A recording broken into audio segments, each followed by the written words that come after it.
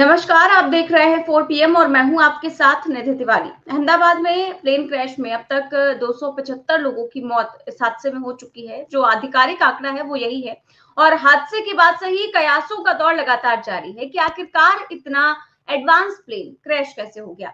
इस हादसे ने सिर्फ भारत पर ही नहीं बल्कि पूरी दुनिया पर असर डाला है। दुनिया भर के एक्सपर्ट इस दुर्घटना के कारणों की तलाश कर रहे हैं। एविएशन एक्सपर्ट जानना चाहते हैं कि किन वजहों से एक ऐसा विमान क्रैश हो गया जो आज तक कभी क्रैश नहीं हुआ था। इस दुर्घटना ने बोइंग की विश्वसनीयता पर भी सवाल उठा दिए हैं। एयर इंडिया की विश्वसनीयता पर सवाल उठा दिए, इसीलिए बोइंग कंपनी भी परेशान है।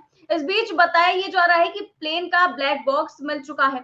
एयर इंडिया विमान का ब्लैक बॉक्स हादसे के 28 घंटे के बाद बरामद हुआ और अब इसके डेटा को एनालिसिस किया जाएगा और ये पता लगाया जाएगा कि हादसे की वजह क्या थी। तो अब सभी की नजरें जो है वो इस विमान के ब्लैक बॉक्स पर है जो इस हादसे की गुत्थी को सुलझाएगा। इसके साथ ही साथ उन देशों की संस्थाएं भी जांच करेंगी जो किसी ना किसी तरीके से इस हादसे से जुड़ी हुई है। अन्य देशों की संस्थाएं भी भारत आएंगी और वो इन सब चीजों की जांच करेंगी।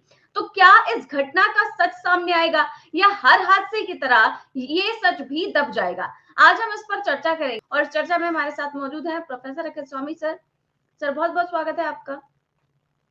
तो सर सबसे पहले तो जो ब्लैक बॉक्स फिलहाल मिला है और इसको लेकर के जानकारियां तमाम सामने आ रही हैं क्योंकि ब्लैक बॉक्स ही है जो पता लगा सकता है कि आखिरकार क्यों ये हादसा हुआ। तो क्या आपको लगता है कि क्या इस घटना का सच सामने आएगा या हर हादसे की तरह ये सच भी दबा दिया जाएगा?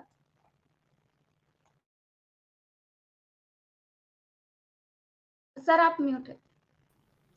जय संविधान। देखिए निधि, सच तो इसलिए सामने आएगा कि अब ये मसला केवल भारत के अंदर का नहीं, अब ये विदेशी नागरिकों की मौत का भी है। और देखिए, भारत चाहे अपने नागरिकों की मौत पे चिंतित न होता हो और इंक्वायरी न कराता हो और न पता चलाता हो कि मौत क्यों हुई, विदेश में ऐसा नहीं है, यूरोप में ऐसा नहीं है, अमेरिका में ऐसा नहीं है।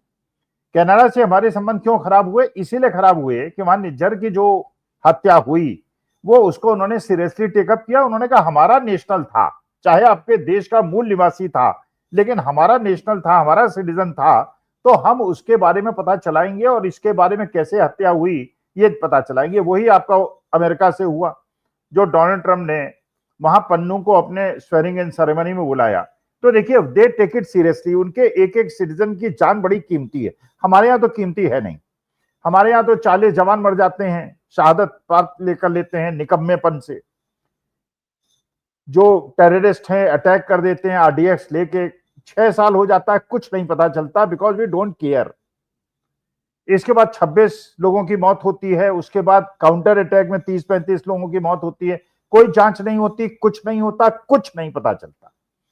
अगर ये मसला केवल हमारे भारतीयों का होता तो भारतीयों की जान तो कोई कीमत है नहीं। आपने देख लिया कुंभ के अंदर क्या कीमत बता रहे हैं साहब, 30 लोग मरे, बीबीसी बता रहा है इतने लोग मरे, 5 लाख दिया गया, ये किया, मैंने हर जगह। लेकिन हम we don't care for the human life. इसलिए पता चलेगा कि ब्रिटेन इसको पता चलाएगा, विश्व और बोइंग इसको पता चलाएगा। बोइंग पता चलाएगा कि जो विमान कहीं नहीं गिरा वो भारतवर्ष के अंदर कैसे गिर गया। अच्छा, फ्रांस भी परेशान है। अरे जो रफेल कहीं नहीं गिरा वो भारत में गिरा या नहीं गिरा, अभी तक यही नहीं पता चल रहा है। भाई कितने दिन पहले की बात है, ये 7 मई की बात है, अब तो 14 जून हो रही है। पूरे 40 दिन के करीब हो रहे हैं, ये नहीं पता चला कि रफेल गिरा या नहीं गिरा। अच्छा, संख्या गिनती कराने के लिए भी भारत सरकार तैयार नहीं है। अमित शाह साहब इतने बड़े सिविल एविएशन के एक्सपर्ट हैं, वो कह देते हैं नहीं दुर्घटना है, दुर्घटना को हम रोक नहीं सकते। निधि, ऐसे ऐसी दर्दनाक कहानियां अहमदाबाद की स्टोरी से निकल के आ रही हैं, आप सुनेंगी आपके रोंगटे खड़े हो जाएंगे। एक 11 साल का बच्चा, अभी केवल हम लोग डॉक्टर्स की बात कर रहे थे, अभी हम केवल यात्रियों की और केबिन क्रू की बात कर रहे थे, पायलट्स की बात कर रहे थे। एक दिखाया एक चैनल ने, आपकी आंखों में आंसू ना आ जाए तो रही बात। एक मां इसी हॉस्टल के बाहर चाय की दुकान लगाती है, चाय की दुकान लगाती है, उसका 10-12 साल का बच्चा घर से खाना लेके आता है, मां के लिए टिफिन लेके आता है 1:30 बजे, और मां कहती है मैं चाय सप्लाई करने जा रही हूं तो बेटा दुकान में खड़े हो जाओ। बच्चा दुकान में खड़ा होता है, प्लेन क्रैश होता है और बच्चा उसमें झुलस जाता है, गुबार उठ रहा है। देखिए वो मां है, वो गुजरात की मां हो या देश की मां हो या विदेश की मां हो या किसी देश की मां हो, मां मां है। बड़ा हैवी बॉडीड वुमेन है और गरीब वुमेन है जिसके 12 साल के बच्चे को आग ने निगल लिया है और जिस तरह वो दौड़ रही है, जिस तरह से वो धुएं में दौड़ रही है अपने बच्चे को ढूंढने के लिए। निधि, अगर तुम उस वीडियो को देखोगे, लेकिन उसकी कोई गिनती नहीं, कोई ये बात नहीं कर रहा है ऐसे कितने लोग और मरे हैं बेचारे, गरीब लोग जिनका कोई पुरसा हाल नहीं है। एक डॉक्टर की स्टोरी आ रही है, डॉक्टर, उसकी वाइफ, सब उसका जल के खाक हो गया।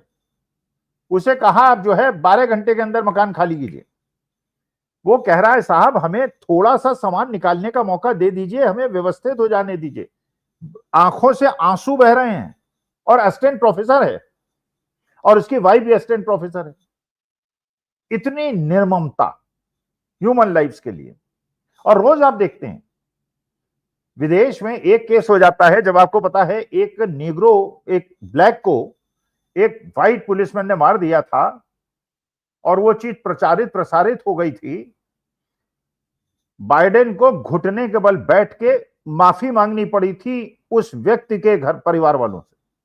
घुटने के बल बैठा था बाइडेन, क्योंकि human lives matter, black lives matter. हमारे देश के अंदर अल्पसंख्यक मर जाए, दलित मर जाए, आदिवासी मर जाए, कोई चिंता नहीं। महिलाएं रेप हो जाए, महिलाओं को काट दिया जाए, 36 टुकड़ों में काट दिया जाए, कोई लेश मात्र शर्म नहीं आती इस देश वालों। और बड़ा महान देश है, बड़ा अच्छा देश है। पहले ये देश अच्छा था, जब मैं बच्चा था, जब मैं जवानी में था, ये देश अच्छा था। आज 11 साल से ये देश वास्तविकता में किस दिशा में जा रहा है ये चिंता का विषय है। ऐसी ऐसी स्टोरीज आ रही हैं, ऐसे ऐसे वहां पे हृदय विदारक घटना आ रही है। एक पिता रिक्शा चलाता है, उसकी बेटी पढ़ लिख जाती है, बीटेक कर लेती है, लोन लेके बेटी को पढ़ा देता है और पहली बार उसको एमटेक करने के लिए लंदन भेजने के लिए विदा करके घर जाता है। लोन ले रखे हैं और बेटी की मौत हो जाती है। एक व्यक्ति आता है लंदन से, वहां सेटल्ड है, अपनी पत्नी को, 2 बच्चों को लेने वापस जाना चाहता है, फोटो डालता है, पर खत्म। सब्बरवाल साहब जो पायलट, पिता 94-95 साल के। लेकिन human lives don't matter in India. और वास्तविकता में हम जो कहते हैं हम सनातनी, हमारे संस्कार, हमारी सभ्यता और फलाना, भगवान मर्यादा पुरुषोत्तम श्री राम और भगवान श्री कृष्ण, आज के तारीख में विश्व हमारे साथ इसीलिए नहीं खड़ा है, हम अपनी सभ्यता, संस्कृति और सनातन धर्म को भूल गए। अगर आप दूसरे धर्म के मानने वालों पे अत्याचार करते हो, आप सनातनी नहीं हो, आप हिंदू नहीं हो। अगर किसी से भी जो बेचारा दूसरे धर्म को मानता है, अगर वो श्री राम नहीं बोलना चाहता, जय श्री राम कहलाते हो, आप दुष्ट हो। आप दलितों और आदिवासियों पे अत्याचार करते हो, आप दुष्ट हो। तो देखिए निधि, वास्तविकता ये है, इसीलिए हम अलग थलग हैं, क्योंकि नोबडी केयर्स। कहते हैं यार ये क्या था, एक देश, ये देश क्या था और क्या हो गया है, और जनता को कोई मतलब नहीं है। जनता जो है चाहे सोना गिरवी रख के घर चला रही हो, चाहे उसके घर टूट रहे हो, लाखों घर तोड़ दिए गए दिल्ली के अंदर, गरीब लोग बेघर हो गए, घरों में काम करने वाली जो बेचारी हेल्पर्स हैं उनके घर बर्बाद हो गए, और देश को चिंता नहीं है। हर तरफ अकेले थलग पड़ते जा रहे हैं, कोई देश आपके साथ नहीं खड़ा, किसी को चिंता ही नहीं है। और अपने को बड़ा राष्ट्र धर्म और राष्ट्र प्रेम और जय श्री राम और भारत माता की जय, ये सब नौटंकी करते रहते हैं।